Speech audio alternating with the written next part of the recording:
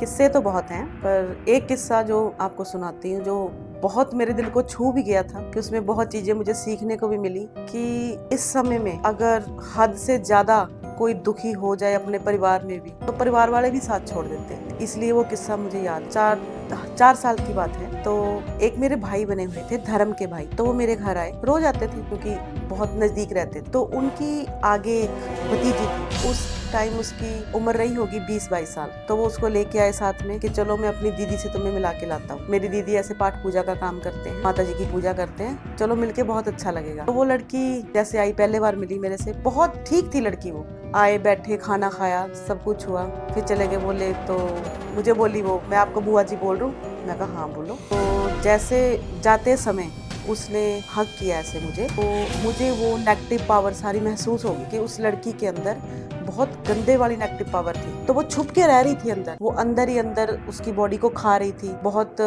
बीमारियां भी लगी हुई थी उस लड़की को, जैसे सांस ना आना, 20-22 साल की उम्र में दमे की शिकायत ऐसी। तो वो जब चले गए अपने घर, तो फिर मैंने उस भाई को अपने को फ़ोन किया कि वो मुझे देखने में बच्ची बहुत अच्छी लगी। तो मैंने उनको बताया कि ये बच्ची दिक्कत में है, आप इनके पेरेंट्स को बताओ कि ऐसे ऐसे मुझे पता चला है अपनी सिस्टर से कि ये बेटी दिक्कत में है। तो उन्होंने बोला कि दीदी वो नहीं मानेंगे नहीं इस बात को, क्योंकि वो उसके पापा डॉक्टर है उसके पापा लड़की के। तो मैंने नहीं, मेरा फर्ज है बताना और आपका भी फर्ज है आगे बताना। माता जी ने बोला बताओ, बच्ची की जिंदगी का सवाल है। तो ठीक है मैं बता देता हूँ। उन्होंने बताया, वही हुआ। वो नहीं माने कि नहीं जी ऐसा कुछ नहीं है, हमने बच्ची बड़ी अच्छी है, बच्ची को क्या हुआ, ये तो ऐसे ही बस घुमाने वाली बात है। मैं भी चुप हो गई, पर मुझे पता था क्या होना। तो कुछ दिन बीते जी, उनके घर से फोन आ गया मेरे भाई को कि जो आपके सिस्टर है उनको फोन करो कि बेटी ऐसे ऐसे तंग कर रही है। तो फिर मैंने बात की कि क्या हो रहा है। बोले आप आ जाओ, हम बता नहीं सकते कि क्या हो रहा है। वो कुछ हरकतें ऐसी करते हैं जो नेगेटिव पावर होती है ना,